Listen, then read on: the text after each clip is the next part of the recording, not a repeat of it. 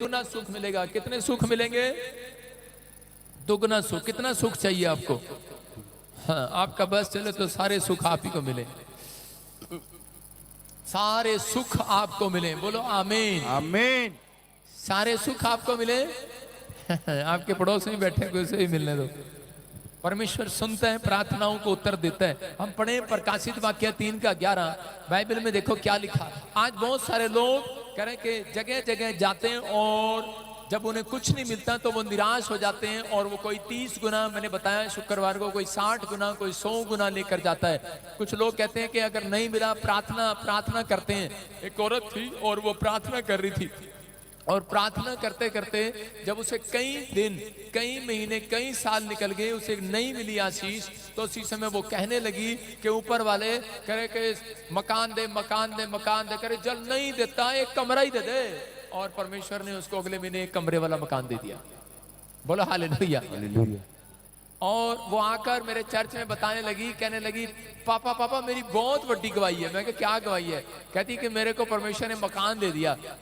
कह रही एक कमरे का मकान है। उसने फोटो दिखाया, एक कमरा और रसोई भी नहीं उसमें, और लेटरिन बाथरूम, एक ही बाथरूम, बस एक कमरे का मकान, और वो इतनी मोटी वो।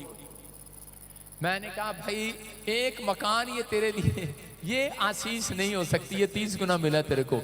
मेरा परमेश्वर 30 गुना नहीं 100 गुना देने वाला परमेश्वर है।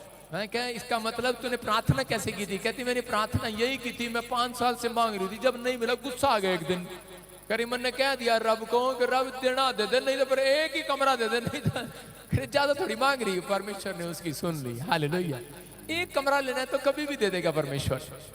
परमेश्वर के लिए बड़ी बात नहीं है, लेकिन परमेश्वर आपके सब्र का इम्तिहान लेते हैं। कई बार वो देखना चाहते हैं कि ये कहता है कि इन परीक्षाओं में, इन परिस्थितियों में ये अब क्या कहेंगे, क्या करेंगे, प्रार्थना करना छोड़ देंगे, या ये जो इनका स्टैंडर्ड है, इनका ऊंचा कह रहे हैं कि आज इनका फेथ बड़ा होगा कि नहीं होगा। तो उसी समय कुछ लोग जो है कि जब कार मांगते हैं तो कार दे, नहीं मिलती तो चल टूटी मुरुती दे दे, पुरानी दे दे, सेकेंड हैंड कार ले आके भाई साहब यहाँ मिठाई के डब्बे ले आते हैं। परमेश्वर नहीं चाहता कि आप लोग पुरानी चीजें लें। परमेश्वर नहीं चाहता आप पुराने कपड़े पहने।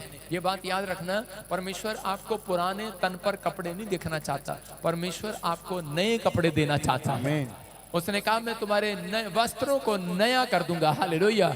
तो परमेश्वर चाहता है। उसने कहा कि जाओ तुम घर बनाओ। बाइबल में लिखा, यशायाह की किताब में, तुम घर बनाओ और उसमें बारियां लगाओ और बस जाओ।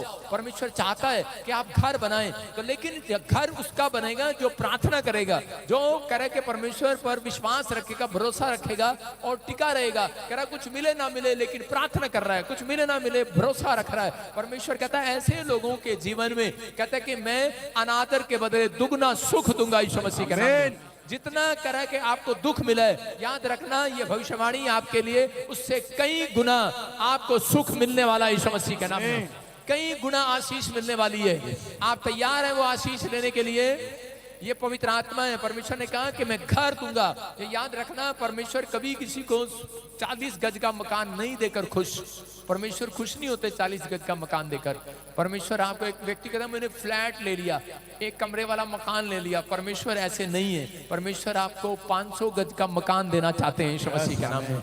परमेश्वर आपके लिए बड़ा करना चाहते हैं, लेकिन वो बड़ा जब करते हैं जब आप बड़ा विश्वास करते हैं, बड़ा फेथ करते हैं। जब आप छोटा फेथ रखते हैं तो अगर आपको छोटा मिल गया तो उसमें भी आप संतुष्ट ना रहे, आप कहें परमेश्वर तेरा धन्यवाद, संतुष्ट रहे कि तेरा धन्यवाद हो, और उसके बाद कहें परमेश्वर मैं इससे भी एक दिन बड़े मकान में जाने वाला हूँ यीशु मसीह के नाम में। अपने कह रहे हैं कि अपने अंदर विचार, जब आप अपने विचारों को ऊपर लेकर आते हैं तो परमेश्वर आपके लिए कुछ और विचार सोचने लग जाते हैं। लेकिन जो लोग कह रहे हैं अपनी परिस्थितियों में, नामधराई में, दुख में, प्रॉब्लम में, परीक्षा में, कह रहे हैं कि बीमारी में, समस्या में, कर्जे में, जब आप हार जाते हैं और समय परमेश्वर को कहते हैं कि परमेश्वर शायद कुछ नहीं होने वाला, तो परमेश्वर ऐसे लोगों को 30 गुना देते हैं। याद रखना, इसहाक ने 100 गुना लिया, परमेश्वर ने उसको 100 गुना दिया। जिस साल उसने बोया और उसने कहा कि परमेश्वर परमेश्वर तू मुझे रोटी कपड़ा, मैं याकूब ने भी कहा कि तू मुझे रोटी कपड़ा और मकान दे, लेकिन परमेश्वर ने उस समय में उसकी बातों को सुना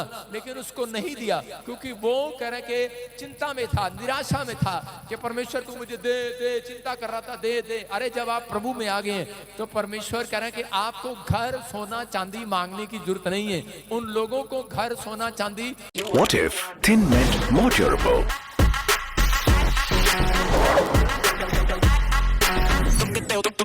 What if thin meant days of power?